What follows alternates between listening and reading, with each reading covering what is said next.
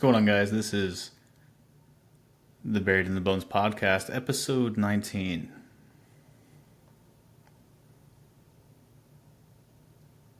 Victim ideology is killing you. It's killing the narrative. It's killing the story that we have the chance to tell.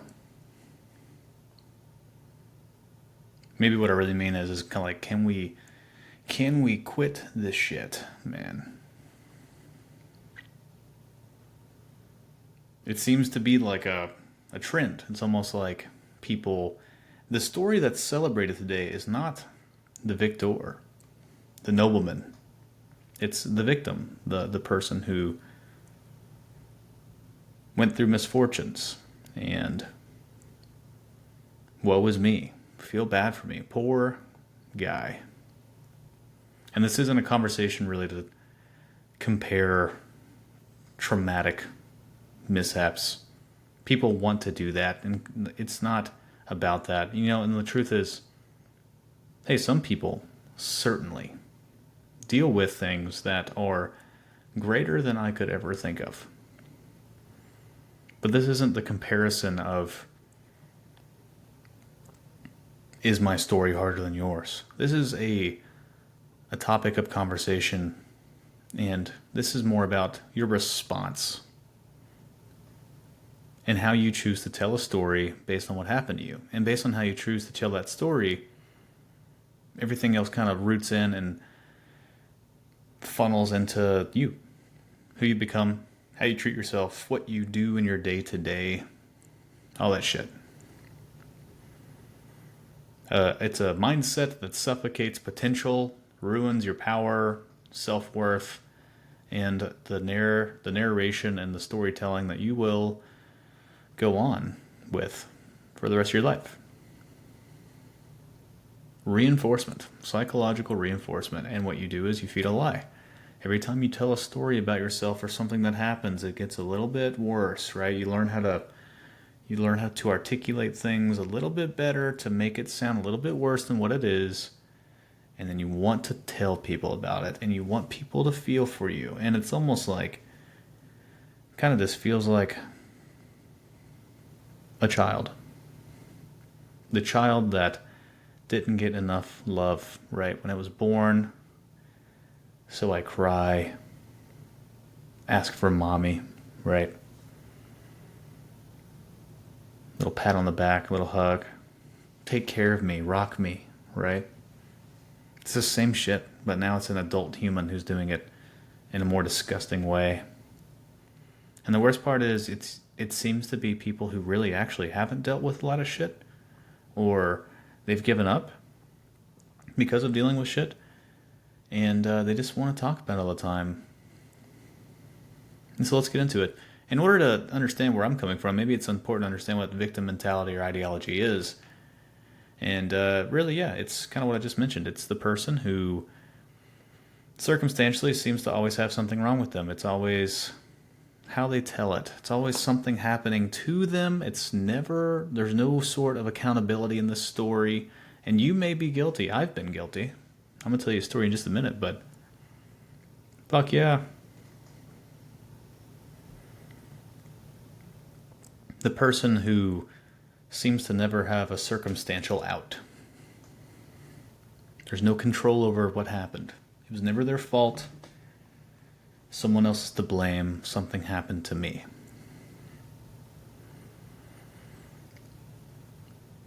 There's this saying that I learned from a friend of mine, but a good idea was a bad idea that was crumbled up 1,000 times.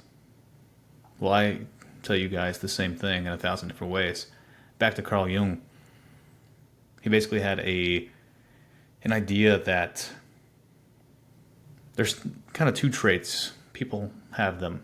People kind of fall into what is a victim-like mentality or a trait. People seem to go there. There's also this victorious noble act trait that people go into. And everyone's going to have a tendency to go more into one than the other. And the irony is, if you guys had to guess, mine, I would tell you mine is victim. 1,000%. Just as some people find different outs when they're stressed through food or depression or through work. Mindset is the same thing. The story I tell myself.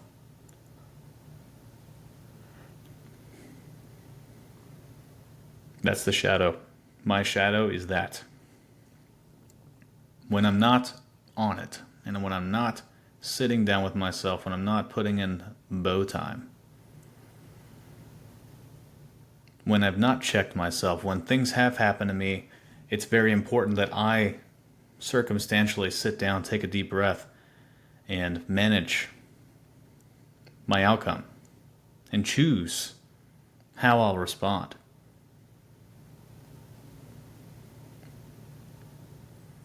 Every time something happens to you, or every time you tell a story to someone in public,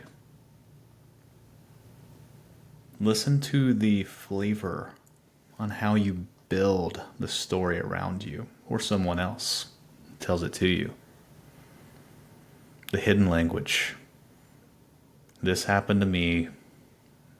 That wasn't my fault. I couldn't control the outcome.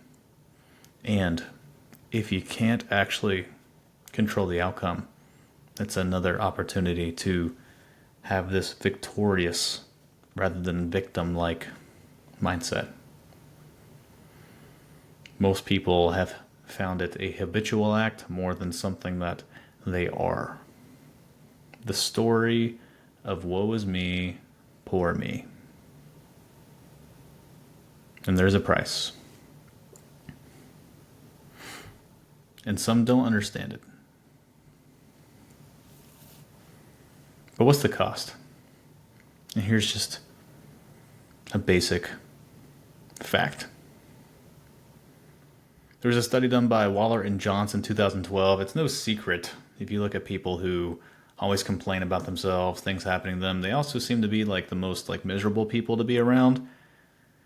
And Waller and Johnson in 2012 found this to be true, that people who adopt victim-like mentalities increases their depression and anxiety tenfold, and it's very unhealthy. In addition to that, those people have no movement, usually, and that's how we root into what is the mind, body, spirit, right? One's not taking care of one, the other's not being taken care of the other, and there's a compounding effect of what is just complacency or death, mentally, physically, spiritually. If my mind is stagnant, that will be representative of how my home looks, how I present myself, how I take care of my body. A disconnection from work, a disconnection from improvement, a disconnection from people, and an inability to grow.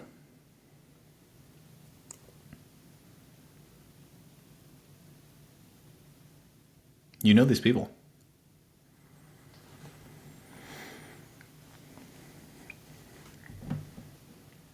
I think everyone who listens to this has had something bad happen to them. I'm sure if I was to be just a generalist or someone who sees it clearly, hey, we know that's life. We know it happens. If you've listened to all my podcasts, you've caught on to certain things that have happened to me in my life, but I can tell you, in a non-victim-like state, this is what happened to me. This is what I'm going to do with that happening. So let me tell you a quick story. If you've listened, you know. But when I was 15 years old, 14 actually, I celebrated my 15th birthday early in June 26th by going and hanging out with my father. And hadn't seen him for a little bit. And then in July, it's July 31st, so July 29th, I believe, 30th, we had my high school football team, we had a 7-on-7, and which is this not flag football, but kind of for practice essentially for the actual season. And my father came and watched me play. It was beautiful. It was awesome. Love getting support, obviously. And I was kind of like in a party. I was in the upgoing stage of like party life, I guess, in high school. Not really, but kind of. But I might have made a decision that weekend instead of going for my visitation, right? For my father, I wasn't quite 18 years old, but I had the chance. Me and him both essentially went to our own little shindigs. And during that time, I was a young man, and I don't blame myself at all for it. But this is life, and this is just how it fucking goes. So he went to this party. My dad was always a stud, very athletic guy. And he went to this party, and he got drunk, I'm assuming. But based on what I know about the party or whatever, he was pretty intoxicated, maybe. And then there was a mishap where when people do certain things, sometimes bad things happen. I think they were trying to jump off this like 30-foot, 20 or 30-foot like gazebo thing. And then he essentially dismissed the pool that he was trying to jump into. And it's pretty traumatic. So at 15, I was at football practice. I am backup quarterback at the time and running defense. And I remember like the team parted. It was like the Red Sea, right? And I see my coach like sobbing, wiping his eyes. And he said, "Bo Crisp, where you at?" Little 15-year-old me. I was like, "Yeah." And wasn't really aware of it at the time, but he was like, "You need to leave." So left football practice, went straight from football practice straight to the hospital, and I just said goodbye to my father. So that's what happened when I was 15 years old. And this is what happened. From 15 to 18 years old, I felt really sorry for myself. And people are going to be like, "Oh, no, you have to grieve." And I think there's more appropriate ways. And I think where I'm at now, I would grieve more appropriately. At that age, I was immature. And what I would do is I'd fucking talk about it all the time. But I started feeling this intrinsic feeling of what it felt like for people to feel sorry for me. I'd talk about it more than I should. I'd post about it more than I should. Why? There was emotional reinforcement from other people. "I'm so sorry." That's it. When I talked about it, people made me feel better, and I got addicted to it. It's no secret. Look around you. People fucking do it. Someone gets robbed or something, like they're going to talk about it, and then, it's okay. Week 1, week 2, great. Then it's coming up in like random normal conversations. Now it's the only conversation that can be had, and now I can't have a normal conversation with this person because they can't seem to stop talking about themselves. And so there is a grievance attitude that needs to happen. Everyone has that room in that justified time to kind of compartmentalize. The issue is, maybe in social media and today, you look at the news. Who's on the TV? Something happened to this person. This person just suffered from this. The narrative is changing. And we're starting to celebrate and really popularize what is just like kind of life. But there seems to be like a softer approach to things on what's being celebrated. The victor is losing traction. People will have things happen to them, right? And then check this out. I'm sure you guys have noticed this. I certainly have. I saw a video. This is a good example. I saw a video of a guy who got robbed in Nashville, Tennessee. I was like, damn. Got robbed. That sucks. Dude's a few days later profiting off of, he gets on social media and starts talking about it. And then people will do this too. They'll change the script.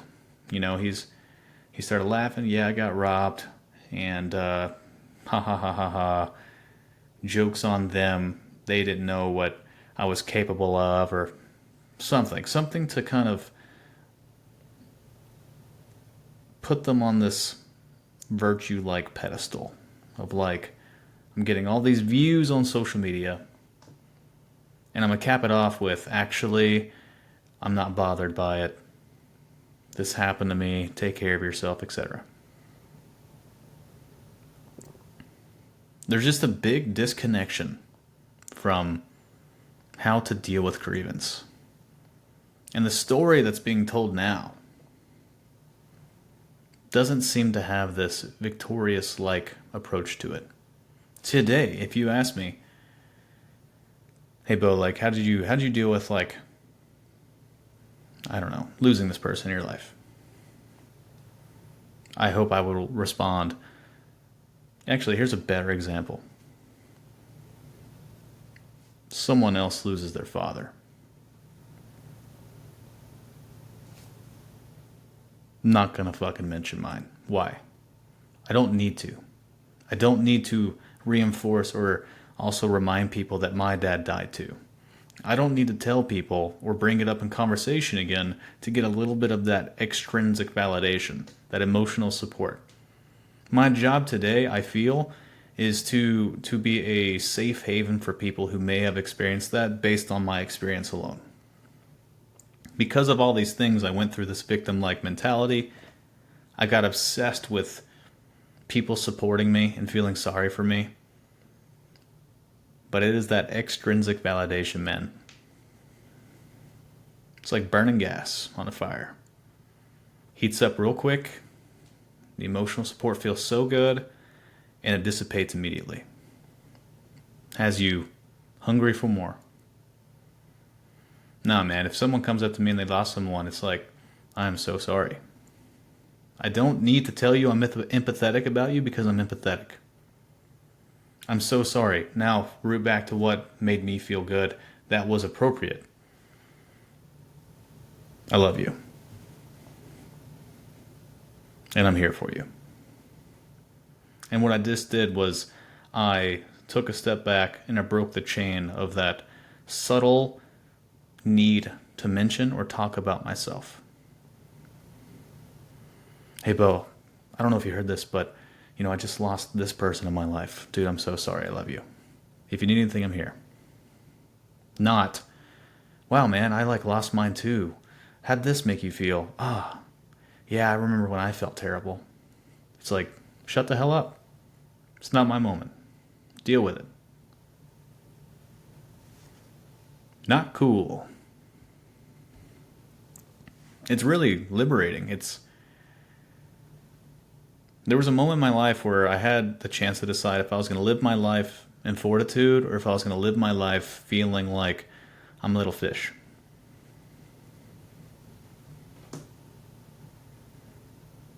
And this is the Buried in the Bones podcast. How'd I do it? Well, I started sharpening in I've started taking off this fake armor of virtue and took it off and looked at myself honestly. Okay. Step 1. Turn around. Face your shadow. At your worst. When you're not 100%. What's your tendency? Where's your inclination?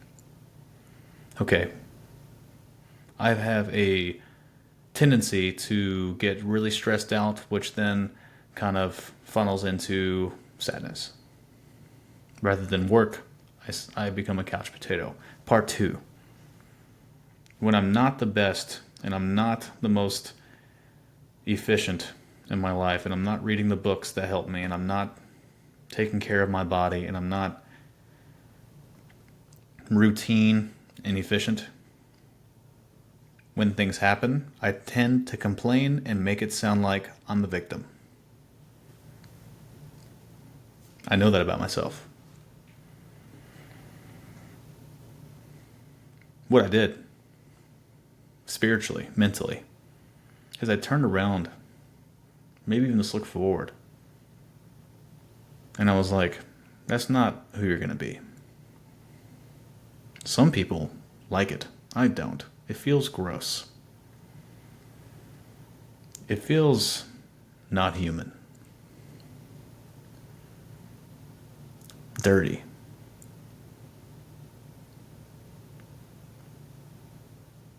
And then I started noticing other people's language when they did it. And I started noticing when I get in conversations with people how it kind of would always circle back to themselves and things that would happen to them.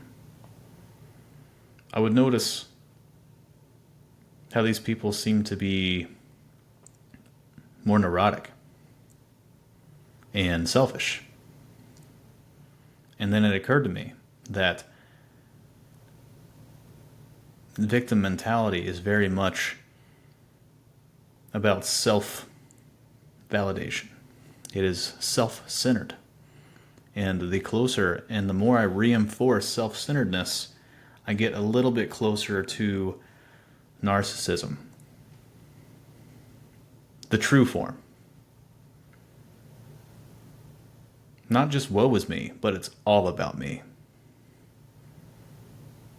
That is what happens.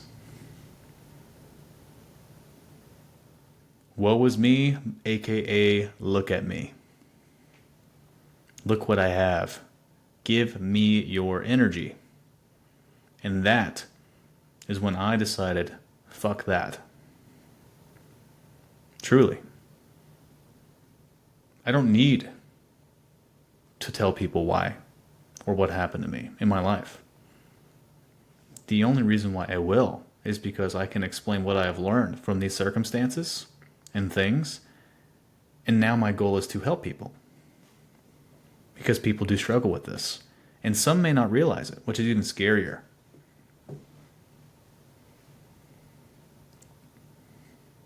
So I looked at the shadow. All right, I know this about myself. What am I going to do about it? Well, I'm going to break the cycle. Step 1. Step 2. Okay, I'm also not dialed in with my movement. And that is my first tool always on how to get back to myself. It's physical. It's literally right in front of me. Look, this is me. Got to break the chain somehow. What's the first thing I can do to face resistance? Exercise, movement.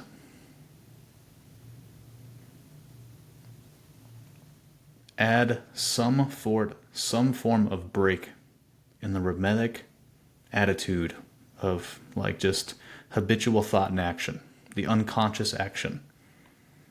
I think the scary part for victim mentalities, if you will, is it does seem they quickly become unconscious and habitual. And when that happens, it's a little bit more of the accumulation of action in response eventually starts creating what is my character. Even if that's not my heart and my soul. If I act a certain way enough, for long enough, that is my character and how I express myself to the world. And if I don't believe that, maybe that is truly what I'm talking about. Narcissism, right? Well, I'm not like that. I have a good heart, blah, blah, blah, blah. Also, my outward appearance in this world is mean and selfish, and I just want to talk about myself all the time. You need regulation and a little bit of resistance. The endorphins improve your mood. Reduce stress by incorporating stress. Adaptation. I was just cruising around on Safari, and I found a study by Dr. Adam Checkrud, I believe. 2015. It's no secret. Exercises reduces depression and anxiety. I think victim mentality, when it's really, really broken down, there's a deep dive. Its structure is anxiousness and depression, or sadness. Lack of self-worth. Lack of self-worth. I have to build myself up. I need to create this narrative that makes me get a little bit more out of people. You need to learn resilience.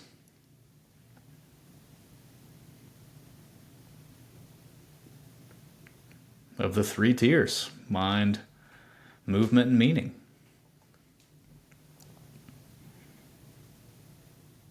I need to be strong in my movement. I need a strong mind. I can't be strong upstairs when my physical body and the chemicals and all of the makeup of what is my human vessel, all these systems and your organs and your brain. How can I be strong enough to retaliate and stay against what is this addicting source of emotional energy? I need to be strong.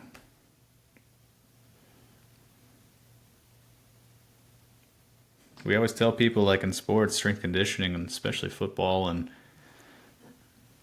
actually endurance runners, jiu-jitsu fighters, we're doing strength and conditioning to build what is a robust system.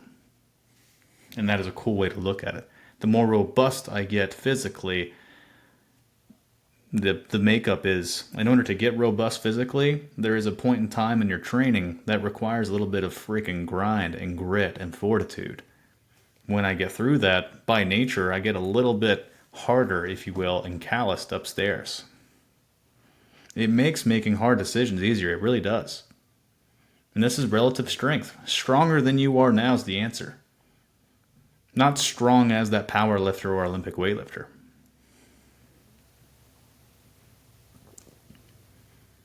Movement's how you connect to yourself, man. It seems like movement is the paintbrush. This world's the canvas and you are the painter. Be your own architect. Architect the life that you love and want to live. Victim or victor? I choose the latter. Even if that means I lose the popularity contest. I was much more fucking popular when I complained about my father. I was much more popular when I complained about people passing away. I don't care. Simple as that.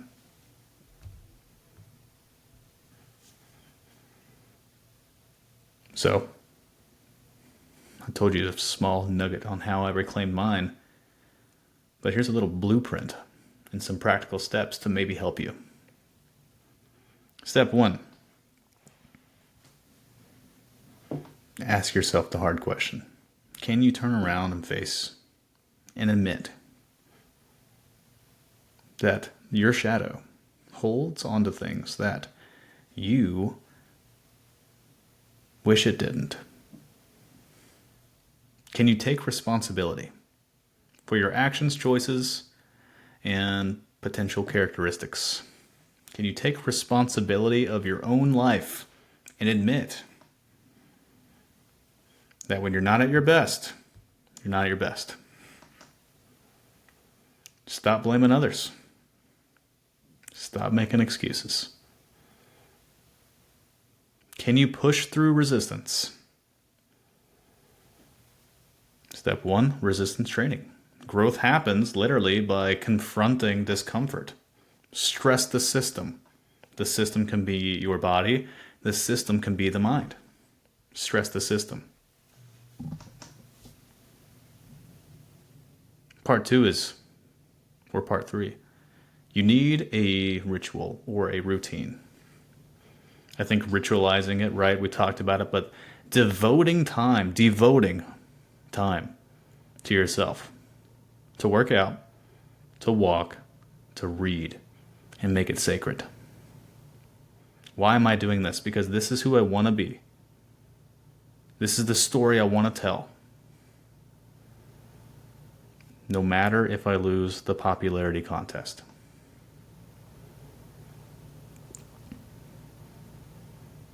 Expand your mind by exploring your body. Expand your mind and explore this life as the nobleman, the victor.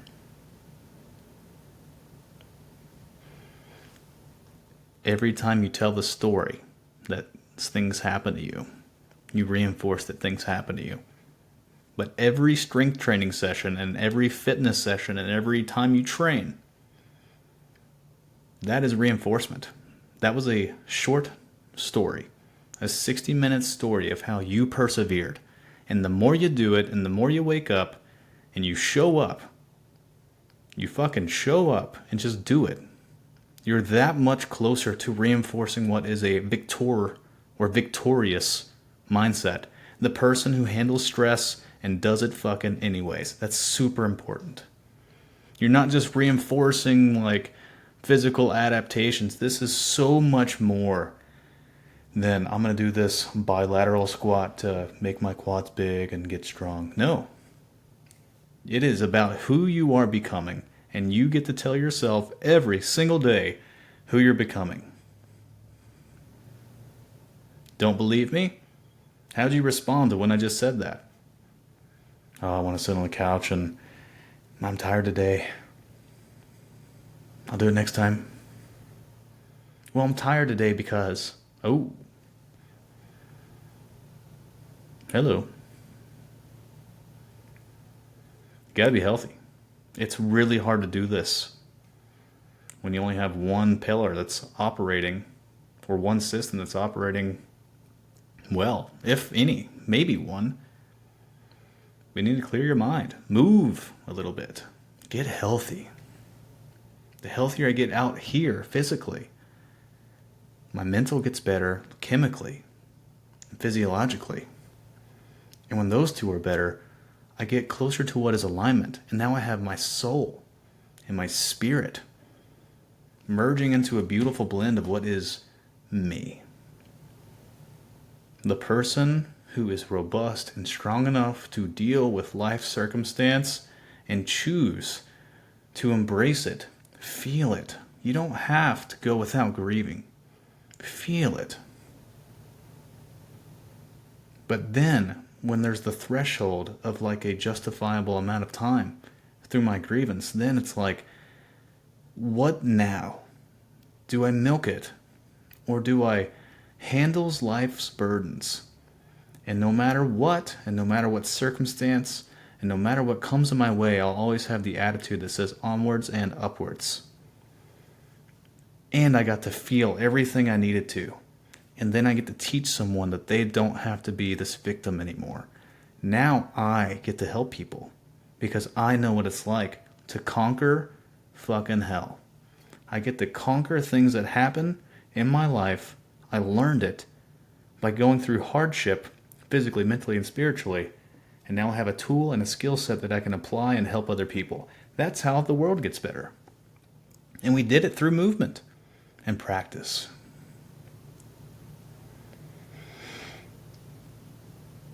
Deep breath. I need one.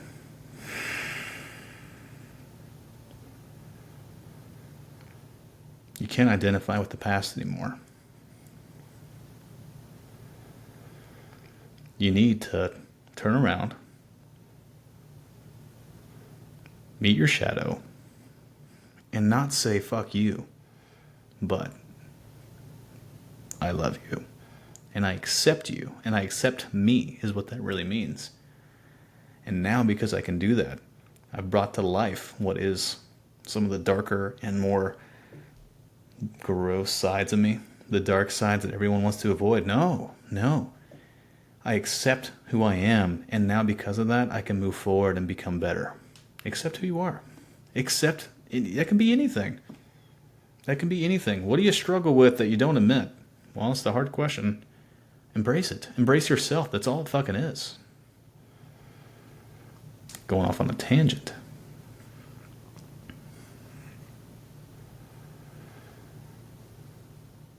You know, I get conflicted on whether or not you're the artist, the author, or the architect. I think you're all three. We get to design our physical body through the structure and stimuli that we put it through. We get to write the narrative of our life through our mind and spirit. And that's who we become. It seems like that life is that the canvas, right? You just paint your picture, write your story, and design your physical body. It's kind of cool. You just came up with that. It's cool. I guess I got a few questions for my listeners. What story are you telling right now? Based on something in particular. Where in your life are you allowing yourself to be a victim? And that's important. Did something happen to you? Are finances a bitch? What's going on? Are your friends poor influences? Well, I'd like to get on my goals, but every time I hang out with my friends, it seems like I end up being the same person that I am. It's like, okay, sounds like not your friend's fault. Oh, my finances are bad because I didn't accept work the other day, or I took a day off and now I'm okay. Doesn't sound like work's fault.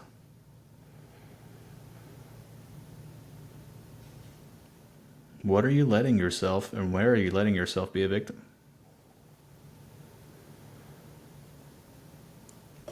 I need to answer that too. Guys, the house is kicking my ass. I'm late a day on this because I've been building a deck outside because I fell through one of my stairs and the deck was dry rotted. Boo-hoo. My mom was in town and my mentor, and we were. I was bitching the whole time, man. I was like, oh, my bank account. My bank account. Wasn't prepared for this. Who cares? Who cares, brother? Deal with it. Talking to myself. Money will come back. Do the work necessary. Stop feeling sorry for myself. Question 3. What are you going to do, movement-wise, to help you reclaim a victor-like mindset? Go to the gym. What are you going to do?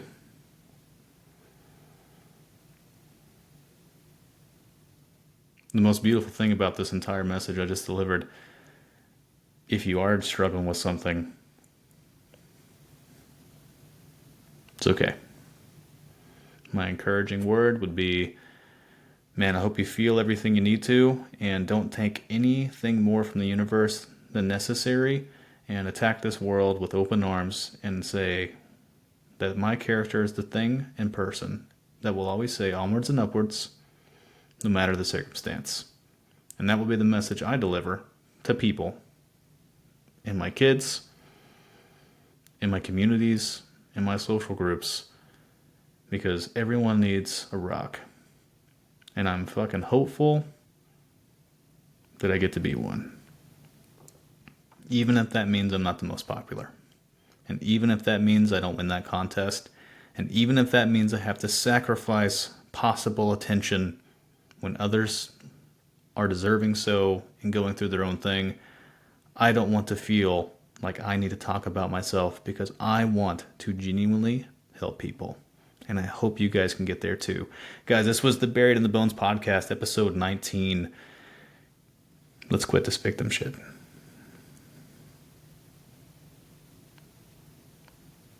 See ya.